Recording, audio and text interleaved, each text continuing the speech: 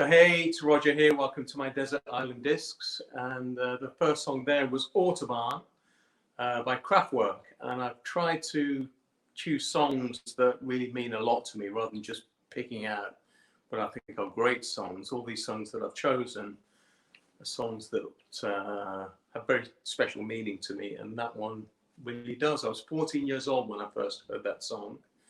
And we used to have this station called Luxembourg in the UK, and it was broadcast from Luxembourg, and it was a pirate radio station, and we used to have these little transistor radios, and I used to lie in my bed with the transistor radio, and the signal used to come in and out, so you could barely hear the records.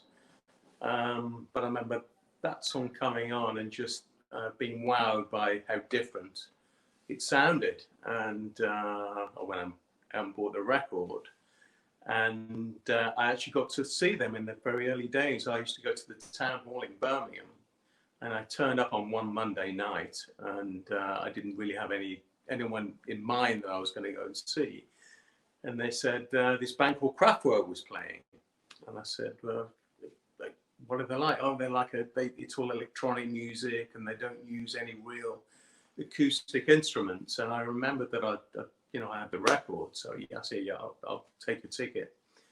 And I went in, and it was the first version of Kraftwerk where they had all their names in neon light at the front of the stage, and they had these homemade drums they had drumsticks on the end of wires, and it was kind of like watching an experiment. And that early performance really stuck with me, so that's a very important record to me.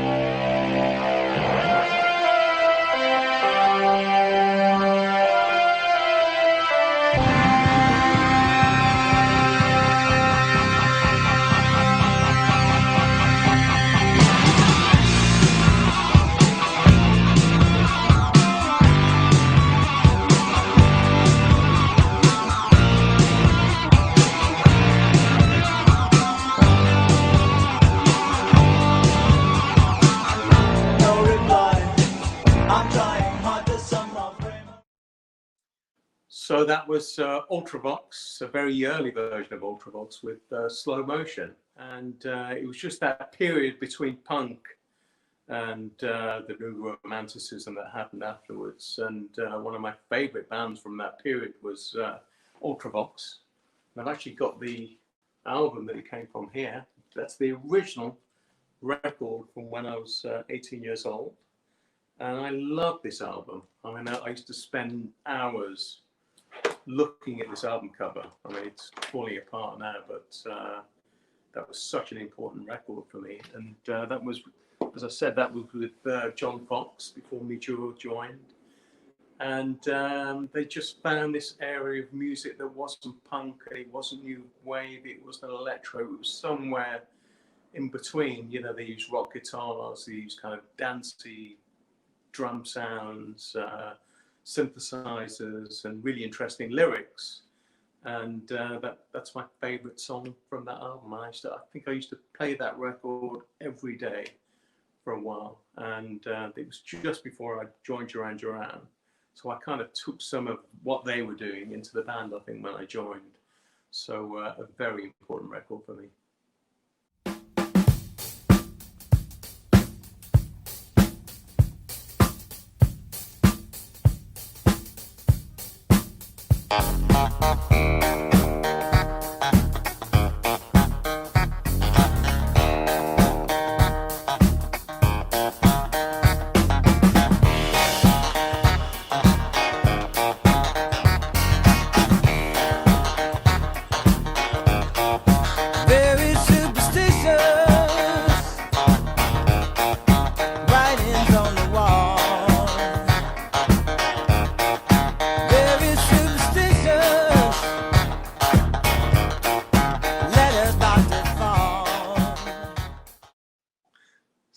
was the one and only Stevie Wonder with Superstition.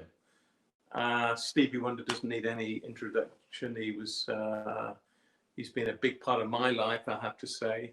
And but I really discovered that record when I became a DJ. When I started DJing in the noughties, I started DJing a lot at the Met Bar, and then went on to DJ around the world at one point. And I found whenever the dance floor was lacking a little bit and people had kind of cleared off, it was one of those records where you could put that on and it would bring everybody back to the dance floor. It just had this incredible groove to it. And Stevie Wonder actually played the drums on that, which is amazing that the singer and the writer can even get behind the drum kit and play a groove like that. So yeah, I found that if you put a Stevie Wonder record on, a Michael Jackson record, or anything produced by Nile Rodgers, it would fill the floor again. And that was definitely a floor filler.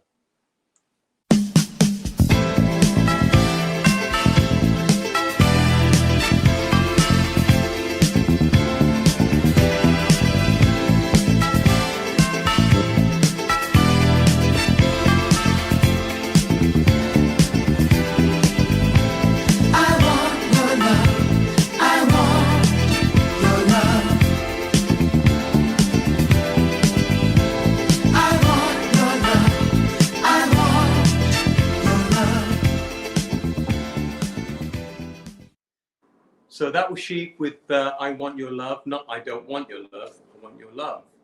I could have chosen so many Chic records, but that was the one I listened to recently. And I thought, what a great record. Tony Thompson on drums, Bernard Edwards on bass, Nile on guitar. What a band. And I think it's been well documented how big their influence was on us as a band, and particularly John and I. You know, we just come out of punk rock and started listening to Chic. So we went on to kind of blend rock, punk, chic, disco, funk, electronics.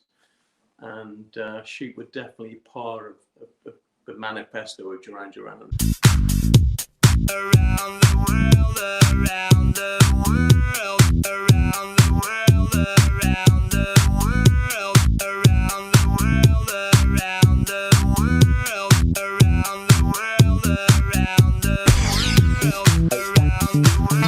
world, around the world, around the world, around the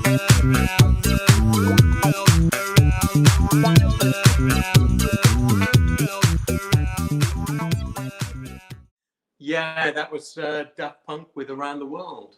What an amazing record that is. Daft Punk was quite a life-changing moment for me when I heard that record, when I heard the first album, because dance music had been all about being fast, and, you know, it was all about techno, and it was, you know, 127 BPMs, and Daft Punk came along and they just kind of pulled everything back and made the whole thing cooler. I think they kind of brought in disco as well into dance music again, so you had this hybrid of electronica and disco, and I think they're amazing what they did. Yeah, and this is the record that really made the vocoder cool again. It was the first record I'd heard since the 70s that had vocoder on it, and they went on to make so many great records, and I think they even made a record with Kanye West in the end, so that their influence went all the way through music by the 2000s. But when I heard this in the mid-90s, I thought, what an amazing record.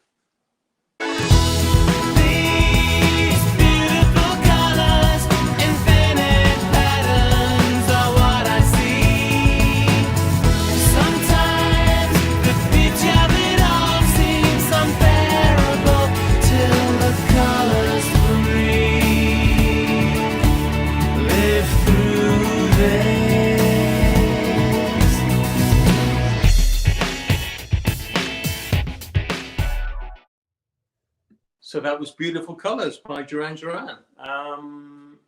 I wanted to pick something that hadn't been released. And there's quite a story around that song. It was when we had the reunion in the early 2000s, and that song was actually at one point was going to be the lead track of the whole comeback and the reunion. But somehow it kind of fell down the back of the sofa somewhere. It was used actually for FIFA for honouring Pele, and we let them use it for that, but it never even made it onto the final cut of the album. And I listened to that song the other day, and I thought, what a great song it is. And I thought it was really interesting lyrically as well. I thought it was very appropriate for where we are right now in the world. So, you know, it's still one of my favourite songs, and sometimes I really wish it made it onto the album. So thanks for watching my Desert Island Discs, and I'll see you next time next month.